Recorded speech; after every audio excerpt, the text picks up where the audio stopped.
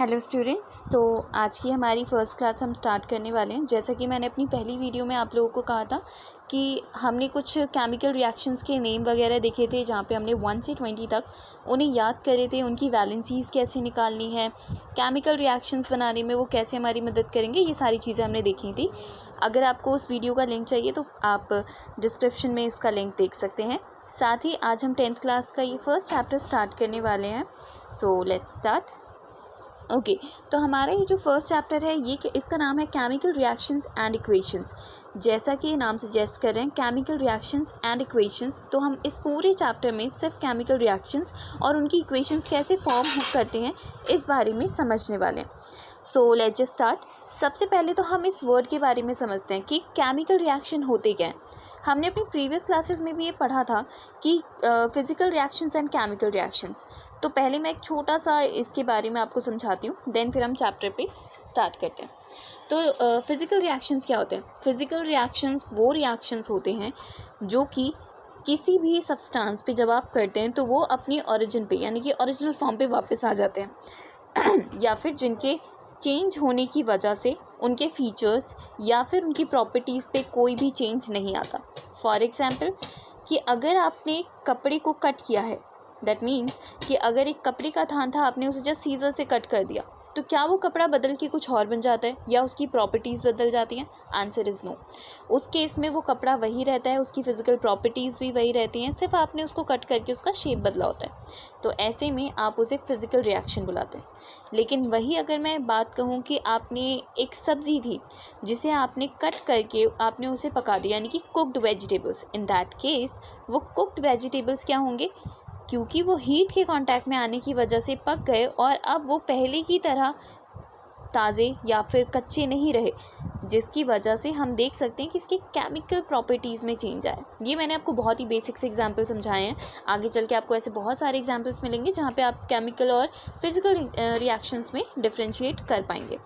Moving on, अभी हम इसके बारे में पढ़ते हैं। यहाँ पे हमें क्या बोले? Consider the following situations of daily life and think what happens when milk is left at room temperature during summers, an iron tawa pan nail is left exposed to humid atmosphere। तो सबसे पहले मैं first वाले की बात करूँगी। Milk is left at room temperature during summers. ये हम सभी के घर में होता है। जब भी गर्मियाँ होती हैं और हमारे घर में जो दूध होता है, आपने देखा होगा आपकी मदर्स या तो उस दूध को फ्रिज में ही रखती हैं या फिर उसको टाइम टू टाइम बॉईल करती रहती हैं। ऐसा क्यों? क्योंकि बॉईल करने से उस मिल्क की लाइफ टाइम बढ़ जाती है। अदरवाइज़ दूध क्या होता है कि फट जाता है, यानी कि उस हाई टेम्परेचर की वजह से दूध में केमिकल रिएक्शन हो जाता है और दूध फटने की वजह से अपने नॉर्मल फॉर्म में यानी कि ओरिजिनल फॉर्म में वापस नहीं आ पाता। तो दूध का फटना ड्यूरिंग समर्स और any winter like any season, उस केस में क्या होता है आपका? Chemical reaction.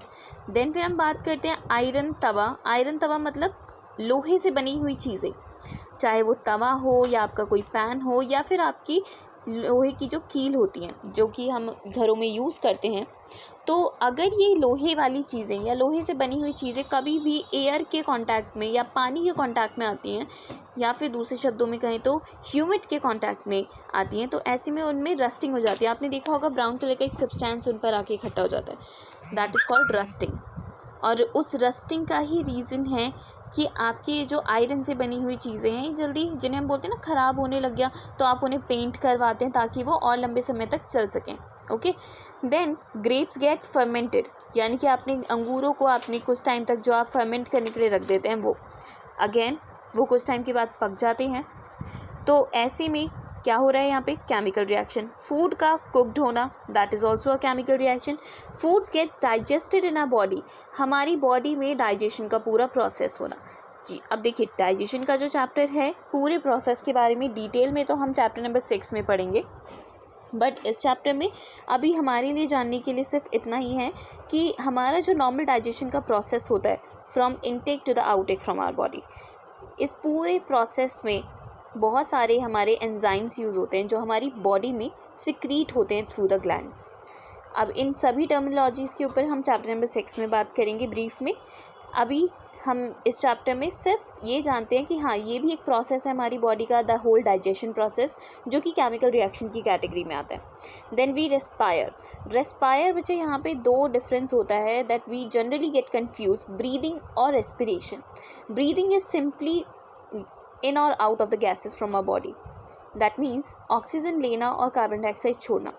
बट जब मैं बात करती हूँ रेस्पिरेशन की, तो यहाँ पे एक चीज़ और ऐड हो जाती है कि जब जब आप सांस लेते हैं और आप ऑक्सीजन इनहेल करते हैं, उस समय पे हमारी बॉडी में जो ग्लूकोज होता है, वो ग्लूकोज हमारा ब्रेक डाउन होता है, और जिसके ब्रेक डाउन होने की वजह से हमें तीन चीज़ें मिलती हैं, energy, water and carbon dioxide release होता है हमारी बॉडी से। तो ये पूरा प्रोसेस होता है रेस्पिरेशन का। अब जैसा कि आपने नोटिस करा कि जब मैंने आपको बताया कि हम जब रेस्पिरेशन करते हैं तो ग्लूकोज के साथ जब भी मेरा ऑक्सीजन कनेक्ट होगा, यानी कि कंबाइन होगा, तो उस केस में वो क्या कर रहा है, एक केमिकल रिएक्शन कर रहा है। और आप इस रेस्पिरेशन की पूरी केमिकल रिएक्शन मैं आपको दिखाऊंगी, आपके चैप्टर में है। प्रॉपर्ली हम उस रेस्पिरेशन की केमिकल इक्वेशन को गो थ्रू करेंगे, और साथ ही हम इस चैप्टर में बैलेंसिंग करना भी सीखेंगे। Okay, so let's start. यहाँ पे मैंने अभी आपको जितने भी आपके एनसीईआरटी में एग्जाम्पल्स बताए थे, वो सभी मैंने आपको अच्छे से समझा दिए हैं। कोई भी डाउट हो तो आप कमेंट सेक्शन में लिख सकते हैं। आगे बात करते हैं। In all the above situation the nature and the identity of the initial substance have somewhat changed. We have already learned about physical and chemical changes of matter in our previous classes. Whenever a chemical change occurs, we say that chemical reaction has taken place. इस पूरी line का मतलब क्या है कि कभी भी किसी भी चीज़ के जब नेचर या उसकी आइडेंटिटी बदल जाती है, मतलब शुरुआत में वो चीज़ जैसी दिखती थी अब वो वैसी नहीं है, उसमें कुछ ना कुछ तो बदलाव आया है। तो इस तरह के रिएक्शंस आप या तो उसे फिजिकल रिएक्शन में कैटेगराइज करते हो, या फिर आप उसे केमिकल रिएक्शन में कैटेगराइज करते हो। अब हम इस चैप्टर में आगे बढ़ सकते हैं। उससे पहले ये एक बहुत इंपॉर्टेंट आपकी एक्टिविटी है, जहाँ पे आप क्या कर रहे हो, burning of magnesium ribbon in air and collection of magnesium oxide in a watch glass. यहाँ पे एक बहुत ही इंपॉर्टेंट सी चीज़ है बच्चे कि बर्निंग ऑफ मैग्नीशियम रिबन, ये आपका जो इक्वेशन है आपके 10th बोर्ड में भी काफ़ी बार पूछा जाता है। इसकी रिएक्शन, जब कभी भी बर्निंग शब्द का इस्तेमाल किया जाए, इसका मतलब होता है burning always takes place in the presence of oxygen. Burning की एक्टिविटी जब भी होती है हमेशा ऑक्सीजन के प्रेजेंस में होती है। जहाँ ऑक्सीजन नहीं होता वहाँ पे बर्निंग नहीं की जा सकती, यानी कि आप उस जगह पे आग नहीं जला सकते अगर ऑक्सीजन की प्रेजेंस वहाँ नहीं है तो। ठीक है, तो अब यहाँ पे जैसा कि हमने देखा कि हमने मैग्नीशियम रिबन को बर्न किया, तो हमें यहाँ पे मैग्नीशियम ऑक्साइड, ये जो प्लेट में आपको वॉच ग्लास के अंदर आपको ये जो छोटा पाउडर जैसा दिख रहा है ना, that is your magnesium oxide.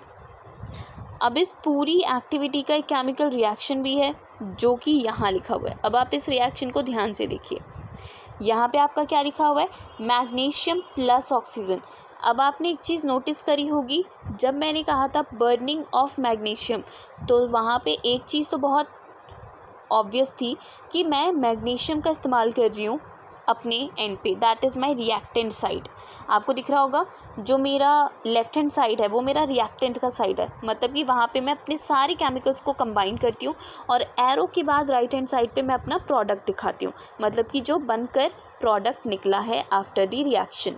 तो मैग्नीशियम के साथ साथ यहाँ पे क्योंकि हमने बर्निंग की एक्टिविटी करी है, तो हमारे बिना कहे ये बात ऑब्वियस हो जाती है कि मैग्नीशियम प्लस ऑक्सीजन हो रहा है, और आगे चल के ये हमें क्या प्रोडक्ट देता है, कंबाइन करके ये मुझे देता है मैग्नीशियम ऑक्साइड। अब इसको केमिकली हम कैसे लिखते हैं फॉर्मूले में, ये हम 1 बाय 1 स्टार्ट करेंगे। अभी मैं आपको बताना शुरू करूँगी कि ये किस तरीके से हम इसकी इक्वेशन फॉर्म करेंगे। उससे पहले आप इस चीज़ को ध्यान से देखिए, यहाँ पे क्या लिखा है, आपको कैसे पता चलेगा कि कोई भी रिएक्शन कब केमिकल रिएक्शन है, उसके लिए आप ये अपने 4 पॉइंट्स को नोट कर लीजिए। कोई भी रिएक्शन केमिकल रिएक्शन सिर्फ तभी है या तो उसके स्टेट में चेंज आया है, दैट मीन्स कि जैसे कि मैंने मैंगो की बात करी कि मैंगो अब राइप मैंगो हो चुका है, तो पहले वो रॉ था और अब उसकी फर्दर स्टेट क्या है, राइप, यानी कि उसकी स्टेट बदली है, स्टेट चेंज इन स्टेट। और हाँ, यहाँ पे स्टेट में एक और चीज़ आती है, from liquid to gaseous, gaseous to like change in state में आपका लिक्विड टू गैसियस और सॉलिड वाली चीज़ें। बट हाँ, सिर्फ स्टेट चेंज होना इज़ फिजिकल चेंज। बट उसके साथ साथ चेंज इन कलर है, या कोई गैस इवॉल्व हो रही है, या फिर आपके टेम्परेचर में बदलाव आ रहा है, जब ये सारी एक्टिविटीज़ आपकी टेक प्लेस होती हैं, then only you consider that reaction as a chemical reaction. Okay, अब हम अपनी अगली क्लास में बच्चे पढ़ेंगे कि केमिकल रिएक्शंस बनाने कैसे हैं, किस तरीके से हम फॉर्म करते हैं। इन सभी चीज़ों को हम अपनी नेक्स्ट क्लास में पढ़ेंगे। सो अगली वीडियो में मिलते हैं। I hope you like the video. Please like, share and subscribe.